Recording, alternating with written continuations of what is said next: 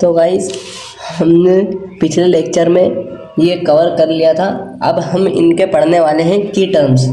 इसके की टर्म्स भी पढ़ना हमें ज़रूरी है, इसलिए हम इसके की टर्म्स पढ़ने वाले हैं। तो मैं आपको इसके की टर्म्स समझा देता हूँ। जिससे फर्स्ट नंबर पर ले लेते हैं हम वापस स्केलेटल सिस्टम में स्केलेटल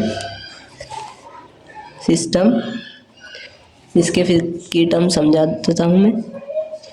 कंकाल तंत्र, जिसे हिंदी में कहते हैं, मैं हिंदी में भी लेकर चल रहा हूँ आपको, इसलिए नंबर फर्स्ट पर इसके की टर्म्स में आएगा। नंबर फर्स्ट पर आएगा बोन्स, सेकंड पर आएंगे जॉइंट्स। पेन सही से वर्क नहीं कर रहा है थोड़ा सा। कार्टिलेज, 2 मिनट पेन बदल कर लाता हूँ। तो दोस्तों हम आ गए थे कार्टिलेज तक। उसके बाद आता है लीगामेंट्स,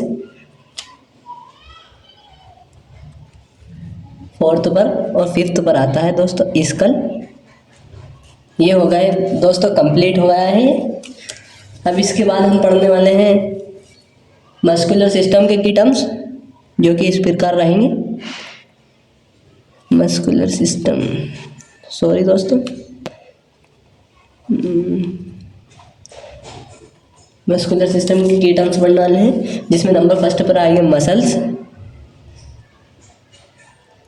कुछ भी डाउट हो दोस्तों कमेंट बॉक्स ओपन रहेगा। सेकंड नंबर पर आएंगे टेंडन्स। थर्ड नंबर पर आएंगे वॉल्यूंटरी मसल्स, मतलब ऐच्छिक मसल्स जिनको हम कंट्रोल कर सकते हैं। फोर्थ नंबर पर आएंगे इनवॉल्यूंटरी मसल्स, जिन्हें हम कंट्रोल नहीं कर सकते। फिर थर्ड नंबर पर हम पढ़ेंगे दोस्तों नर्वस सिस्टम। कुछ भी मिस्टेक हो दोस्तों कमेंट बॉक्स में पूछ लेना। नर्वस सिस्टम में नंबर 1 पर आएगा दोस्तों ब्रेन, जैसे कि आप सबको पता है। सेकंड नंबर पर आएगी स्पाइनल कॉर्ड, और थर्ड पर नंबर पर आएंगे दोस्तों नर्व्स। ठीक है दोस्तों, थर्ड नंबर पर आएगा नर्व्स। फोर्थ नंबर पर आएंगे न्यूरॉन्स। समझ में आ रहा है दोस्तों? ये की टर्म्स बता रहा हूँ मैं आपको, है ना। और फिफ्थ नंबर पर आएंगे आपके रिफ्लेक्सेस। ठीक है बच्चों। फिर फोर्थ नंबर पर हम कार्डियोवैस्कुलर सिस्टम के की टर्म्स पढ़ लेते हैं कि कार्डियोवैस्कुलर सिस्टम में क्या क्या रहने वाला है। इसलिए मैं आपको लिख कर बता देता हूँ कि क्या क्या रहने वाला है। इसके की टर्म्स हम पढ़ लेते हैं दोस्तों। इसे सर्कुलेटरी सिस्टम भी कहा जाता है, इसलिए मैं इसको सर्कुलेटरी सिस्टम भी लिख देता हूँ। Circulatory system. इसके की टर्म्स में सबसे फर्स्ट नंबर पर रहने वाला है दोस्तों हार्ट, जो आपका मानव हृदय, दिल।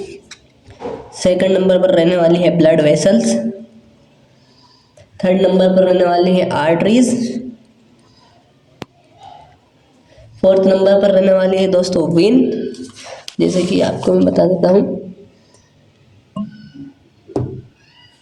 फोर्थ नंबर पर रहने वाली है दोस्तों वेन। थोड़ा सा कैमरा में प्रॉब्लम आ गया था, वेन्स। फिफ्थ नंबर पर रहने वाली है आपकी कैपिलरीज,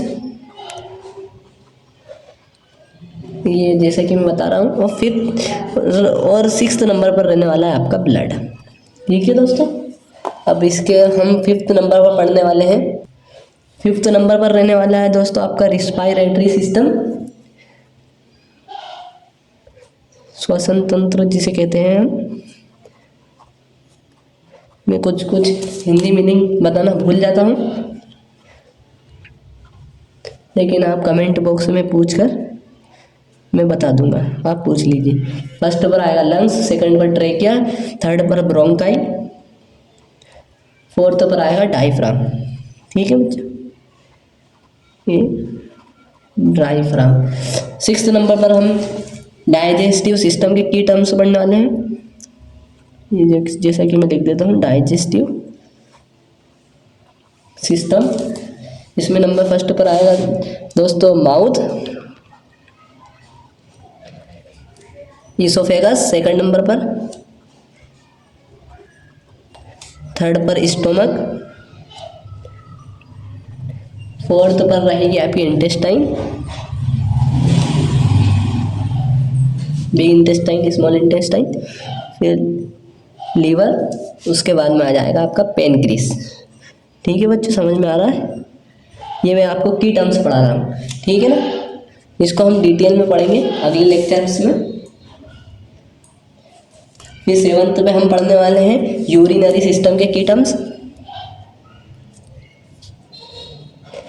जैसे कि यूरिनरी सिस्टम में लिख देता हूँ इधर, बाकी आपको अगले पेज पर बताऊंगा इसके की टर्म्स।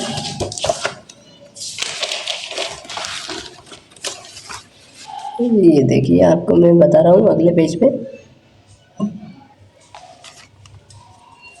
इसमें सबसे फर्स्ट नंबर पर आएगा दोस्तों किडनी, जो कि मोस्ट इम्पोर्टेंट है यूरिनरी सिस्टम में। सेकंड पर आएगी यूरेटर्स, और थर्ड पर आएगा ब्लैडर, और फोर्थ पर आएगा यूरेथ्रा। ठीक है बच्चों, ये इसके की टर्म्स हो गए। और 8th नंबर पर हम पढ़ने वाले हैं एंडोक्राइन सिस्टम। इसके की टर्म्स में अभी बता देता हूँ, इसको डिटेल्स में हम अगले लेक्चर्स में पढ़ेंगे। इसमें फर्स्ट नंबर पर आएगा ग्लैंड्स, ये तो हम मुख्य भाग देख रहे हैं। फिर सेकंड पर आएगा पिट्यूटरी ग्लैंड,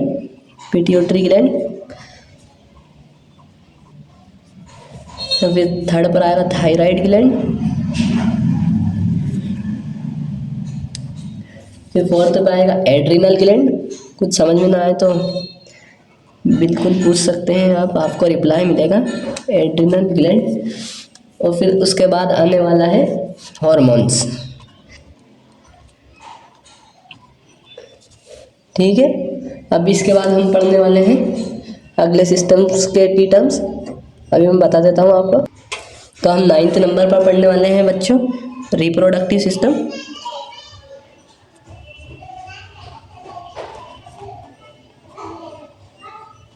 जिसे हम जेनाइटल सिस्टम भी कहते हैं। इसके लिए सबसे पहले मेल रिप्रोडक्टिव ऑर्गन्स बता देता हूँ की टर्म्स में। मेल रिप्रो, बहुत आसान है ये तो। नंबर फर्स्ट पर आएगा आपके टेस्टिस, सेकंड नंबर पर आएगा पेनिस। ठीक है बच्चों, अब आपको मैं बता देता हूँ फीमेल रिप्रोडक्टिव ऑर्गन, लिख देता हूँ मैं, जो कि फीमेल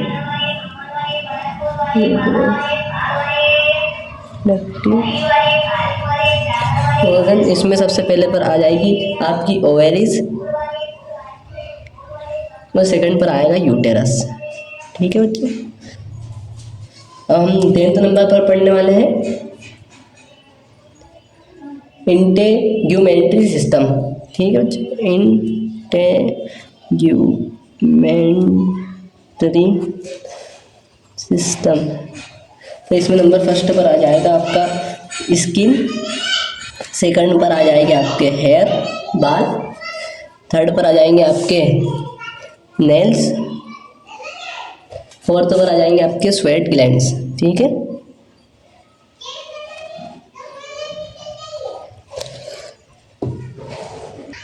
अब हम पढ़ने वाले हैं बच्चों 11वें नंबर पर लिम्फेटिक सिस्टम या इम्यून सिस्टम, जिसको इम्यून सिस्टम भी कहते हैं। मैं तो लिम्फेटिक सिस्टम लिख रहा हूँ, आपको जो लिखना है, लेकिन मैं इम्यून भी लिख देता हूँ ताकि आपको याद रहे, इम्यून सिस्टम। ठीक है, अब इसमें की टर्म्स में सबसे पहले नंबर पर आएगा लिम्फ नोड, सेकंड नंबर पर आएगा लिम्फ वेसल्स, थर्ड नंबर पर आएगी स्प्लीन, फोर्थ नंबर पर आएंगे वाइट ब्लड सेल्स। अब इसके बाद हम पढ़ने वाले हैं ब्रांचेस ऑफ एनाटॉमी। ठीक है, तो अब हम यहाँ पर हेडिंग चढ़ा लेते हैं branches of anatomy. Branches of anatomy, इसमें सबसे फर्स्ट नंबर पर हम पढ़ने वाले हैं बच्चों ग्रॉस एनाटॉमी, जो कि जल्दी आपको समझा देता हूँ हिंदी प्लस इंग्लिश में। किसी ऑर्गन को नेक्ड आई से देखने पर उसकी प्रॉपर्टीज़ की स्टडी ग्रॉस एनाटॉमी कहलाती है। मतलब जो है कि किसी भी ऑर्गन को आप जैसे कि किसी ऑर्गन को अपनी खुली आंख से देख सकते हैं, उसे ग्रॉस एनाटॉमी कहते हैं। ऐसे ही आगे चल के माइक्रोस्कोपिक एनाटॉमी आने वाली है, जिसमें हम माइक्रोस्कोप की हेल्प से ऑर्गन को देखते हैं, लेकिन हम इसमें अपनी नेकेड आई मतलब खुली आंखों के द्वारा ही, नग्न आंखों के द्वारा ही हम किसी भी ऑर्गन को देख सकते हैं, प्रिजर्व कर सकते हैं, ऑब्जर्व कर सकते हैं, इसलिए इसको ग्रॉस एनाटॉमी कहते हैं। जैसे कि मैं आपको लिखकर बता रहा हूँ, देखने पर उसकी प्रॉपर्टीज़ की स्टडी, इसको हम आसान भाषा में लिख रहे हैं, हिंदी प्लस इंग्लिश में। ये ग्रॉस, ये आपको बहुत आसान भाषा में लिखवा दिया है मैंने, जो कि आपको याद रखने में बहुत सिंपल रहेगा। ठीक है, अब हम आगे पढ़ने वाले हैं माइक्रोस्कोपिक एनाटॉमी के बारे में। तो देखिए बच्चों, अब हम पढ़ने वाले हैं माइक्रोस्कोपिक एनाटॉमी के बारे में। जैसे कि मैं हेडिंग लिख देता हूँ, माइक्रोस्कोपिक एनाटॉमी। इसमें मैं पढ़ने वाले हैं, जैसे कि मैं इसकी पहले डेफिनेशन लिख देता हूँ, द स्टडी, बस सिंपल सी बात है तो बच्चों कि हमें माइक्रोस्कोप की हेल्प से इनको देखने के लिए माइक्रोस्कोप की आवश्यकता होती है, यही इसकी परिभाषा है। बस इसको मैं इंग्लिश में लिख देता हूँ, दैट रिक्वायर, जैसे कि लिखा हुआ है, दैट रिक्वायर मैग्निफिकेशन, वही दोस्तों, मैग्निफिकेशन इंक्लूडिंग सेल्स, जैसे साइटोलॉजी एंड टिश्यू में भी करते हैं इसका यूज़। साइटोलॉजी दोस्तों वही होता है जिसमें हम सेल की स्टडी करते हैं, इसे ही साइटोलॉजी कहते हैं। ये टिश्यू की स्टडी को हम हिस्टोलॉजी कहते हैं, इसलिए मैं हिस्टोलॉजी लिख देता हूँ। ये इसकी परिभाषा होगी दोस्तों। अब हम पढ़ने वाले हैं आगे सिस्टमिक एनाटॉमी। तो दोस्तों हम पढ़ने वाले हैं सिस्टमिक एनाटॉमी, जिसमें हम स्पेसिफिक सिस्टम की स्टडी करते हैं, जैसे कि मैंने आपको लिख कर बताया था वही है। जैसे कि आप मान लो तो अलग से कार्डियोवैस्कुलर सिस्टम और नर्वस सिस्टम की हम जैसे स्टडी करते हैं स्पेसिफिक अलग से, उसे ही कहते हैं हम सिस्टमिक एनाटॉमी। इसकी परिभाषा भी लिख देता हूँ मैं, the study of specific organ system, यही इसकी परिभाषा रहेगी। Organ system such as the, जैसे कि cardiovascular system, such as the cardiovascular system, और कुछ भी लिख सकते हैं आप, नर्वस सिस्टम, मस्कुलर सिस्टम, मैं नर्वस सिस्टम लिख देता हूँ, ये स्पेसिफिक। ठीक है बच्चों, समझ में आया? तो दोस्तों कॉम्परेटिव एनाटॉमी आ जाएगी चौथे नंबर पर। इसमें हम डिफरेंस और सिमिलरिटीज़ के स्टडी करते हैं। जैसे कि मैं इसकी परिभाषा लिख देता हूँ, the study of similarities and differences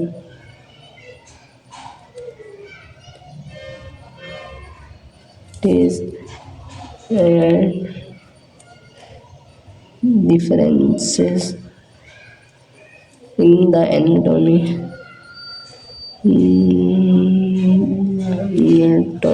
of different species। ठीक है, वीडियो बड़ा हो रहा है इसलिए जल्दी जल्दी समझा देता हूँ मैं। तो दोस्तों फिफ्थ नंबर पर हम करने वाले हैं स्टडी पैथोलॉजिकल एनाटॉमी की।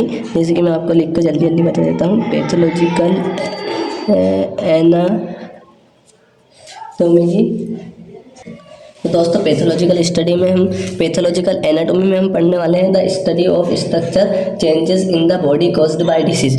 मतलब कुल मिला के हम ये पढ़ने वाले हैं, इसमें हम जो भी बॉडी में डिसीज़ हो जाता है हम उसकी स्टडी करते हैं। जैसे कि structure changes in the body, मतलब स्ट्रक्चर चेंज हो जाता है हमारा, उसमें उसकी स्टडी करते हैं हम। The body caused by disease, जिससे कि हमारी बीमारी हो जाती है उसकी स्टडी करते हैं हम, उसका पता लगाते हैं, इसे पैथोलॉजिकल एनाटॉमी कहते हैं। बस बहुत सिंपल है। और हम आगे इसके पढ़ने वाले हैं। ये बस इतनी ही एनाटॉमी की ब्रांचेस हैं।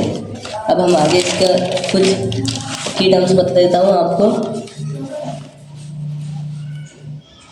तो दोस्तों मैं आपको अगली वीडियो में पार्ट 4 में आपको एक लिस्ट बना के दे दूँगा बॉडी रीजन का, और उसके बाद उनके प्लान्स का भी एक लिस्ट बना कर दे दूँगा। वो ज़्यादा मोस्ट इम्पोर्टेंट वाला पार्ट नहीं होने वाला है आपको, लेकिन बेसिक चीज़ है ह्यूमन एनाटॉमी एंड फिजियोलॉजी में, उसे याद रखना तो चाहिए ही चाहिए। बाकी तो ठीक है, take care, thank you video देखने के लिए। और वीडियो पसंद आए तो चैनल और वीडियो को लाइक करें और चैनल को सब्सक्राइब करें। Thank you. मिलते हैं आपसे पार्ट 4 में, क्योंकि वीडियो ज़्यादा लंबा हो गया है।